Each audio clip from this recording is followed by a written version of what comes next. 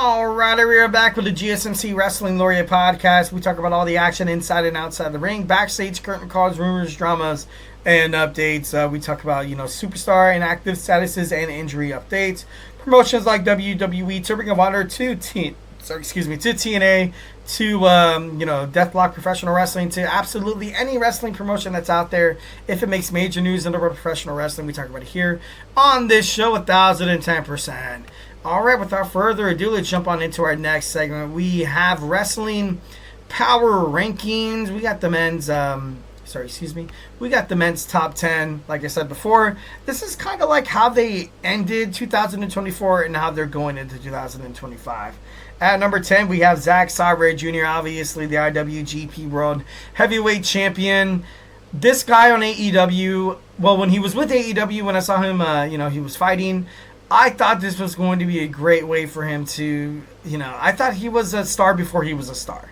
And I don't want to seem like, I'm like that wrestling know-it-all. But this guy's very gifted. He's very talented. He's very diverse in terms of his move arsenal inside the ring. Something that I love about, Zack Sabre Jr. is that he's not afraid to kind of go up against guys that are totally bigger than him. He has the cojones to kind of stand up to absolutely anybody who challenges him. So at number 10, I got Zack Sabre Jr. Next, we got Swerve Strickland. Swerve Strickland at number 9 obviously becomes the first ever AEW World Champion African American. And he really took his career to new heights in 2024. Heading into 2025, there's no doubt in my mind that he will probably wrap his head around. I'm going ahead and go out on a limb. I'm going to say he's probably going to be the AEW International Champion or something, maybe like a Ring of Honor World Champion by the end of this year. Maybe by the end of the summer, who knows? And go ahead and mark that in the calendars. If it happens, you'll be like, damn, that guy was right. So at number 9, I got Swerve Strickland. At number 8, I have the WWE Intercontinental Champion, Braun Breaker, former NXT champion, former NXT tag team champions. I ultimately feel like it's, I love what Braun Breaker is doing right now. I love what WWE is doing with this character. Obviously, the son of Rick Steiner and the nephew of Scott Steiner. And, I definitely think it's super cool. I got a chat right here from Mr. Women's Wrestling fan, Cody Rhodes fan. Hey, awesome. Preaching to the choir. Definitely love that. Kevin Owens, you suck. I gotta be honest, I'm not a huge Kevin Owens guy as well. So I hope, I hope Cody Rhodes is going to, keep that championship. He climbs up that ladder, climbs up 20 feet to become the undisputed WWE champion. It'd be kind of cool to kind of keep that, winged eagle belt. I love that winged eagle belt, obviously. I'm, growing up during the golden era and the attitude era, I thought that was super cool. I thought that was pretty badass. I agree 1,010%. Kevin Owens, you suck. Moving on. So now at number 7, I got Trick Williams, the former WWE NXT World Heavyweight Champion. He did great things in 2024. He really honestly put NXT on the map. He is the face of NXT. You've had title runs with like Ethan Page, like you're having right now with Oba Femi. I would rather see, from a business standpoint, if I was in charge of NXT, I would rather see Oba go up to Monday Night Raw or SmackDown rather than Trick Williams. Trick Williams has such a flair about him, has such a fire, has such an in-your-face attitude, all the charisma, all the enthusiasm it takes to stay, to maintain, but ultimately to put your brand on the map. He has all that. He has the face. He's great. He's great. The reason why they decided to take put them Oba on the map.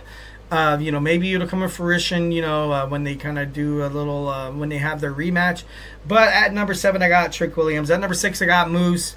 I love Moose, from the TNA World Heavyweight Champion to the X Division Champion. I'm not a huge fan of him being the X Division Champion because I feel like this guy's literally like a brick house. He's a brick house. Like, this guy, he doesn't really belong in the X Division.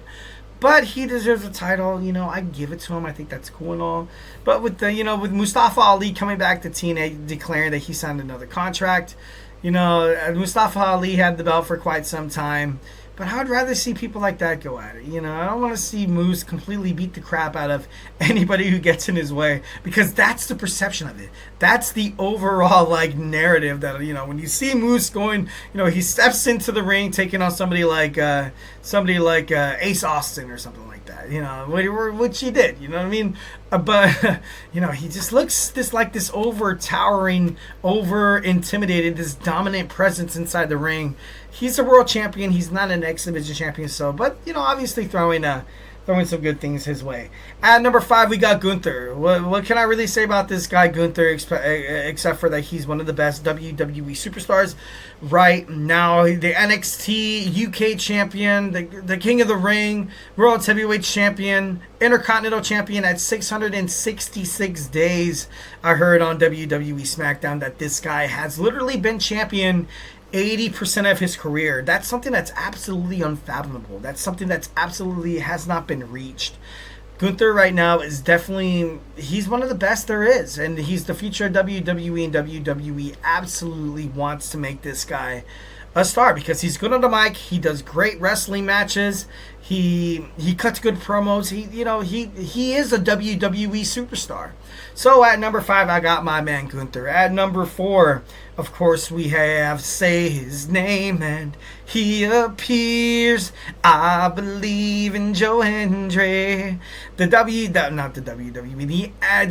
World Heavyweight Champion Joe Hendry finally, you know, and he did some great things in 2024 as well. You know, he's had some, he had a chance at Slammiversary. He had a chance for the WWE NXT World Heavyweight Championship against Ethan Page, and his debut on NXT was huge. This guy is literally an international star, and it popped as soon as he stepped onto WWE soil. This huge partnership between NXT and TNA is going to do absolute wonders, and someone who's going to benefit off it the most is one of the best, one of the coolest.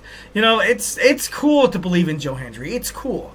It's amazing. It's cool to be a Joe Hendry fan, guys. Hey, it's okay.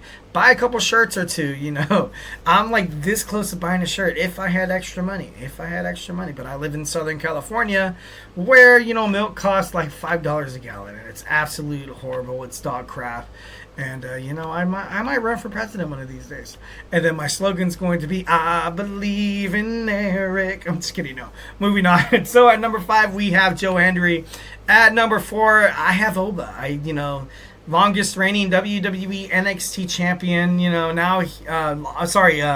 North American champion, and now he's the NXT champion. He's gonna be successful for the future. You know, he's young, he's intricate, he has this diabolical like presence inside the ring that he can really tear his opponent apart from limb, and you can't help but to look at it and be like, you know what? I feel like WWE did such a great job, you know, picking up this prospect from Nigeria, you know, Obafemi. Obviously, the future of WWE and the future is here on NXT. So at number 2, damn it, what happened to my number 2? At number 2, I got Jon Moxley. The AEW World Champion, 2-time AEW World Heavyweight Champion. This guy is literally holding AEW storylines, by the throat. He's making AEW interesting to watch. He really, really is. And when him and the Death Riders came on the scene, you know, how much pop it had from the fans, how much, all this star power with Wheeler Yuta, the Bachelor Pack, and Claudio Castagnoli and Marina Shafir. The EVPs, Matthew Nicholas Jackson, straight up, they ditched their storyline with Kazuchika Okada, the AEW Continental Champion, and the former AEW TNT Champion, Jack Perry. They completely ditched that storyline. They were running rampant all over AEW, and then Jon Moxley, defeated Daniel Bryan for that championship, and then bam, all of a sudden they take over AEW. I'm not saying he's the sole reason why AEW is kind of staying afloat. I don't want to say that, but he's a pretty damn good reason why. So, Jon Moxley at number 2. Number 1, of course, we have Cody Rhodes. Cody Rhodes winning the Royal Rumble back-to-back, finishing his story, leaving WWE only to come back a superstar, becoming a WWE Undisputed Champion. He's had his title defenses, and I ultimately feel like he will keep this belt longer than a lot of people do anticipate. But Cody Rhodes, my number one male wrestler of 2024, and of course at number one heading into 2025. All right, so guys, do not go anywhere. We did the men. Now we're going to talk about these amazing, lovely, amazing women. We got the top 10 women power rankings when we come back. So grab your favorite snack, grab your favorite ice cold beverage. Join me here in about 25 seconds. So hey, do not go absolutely anywhere.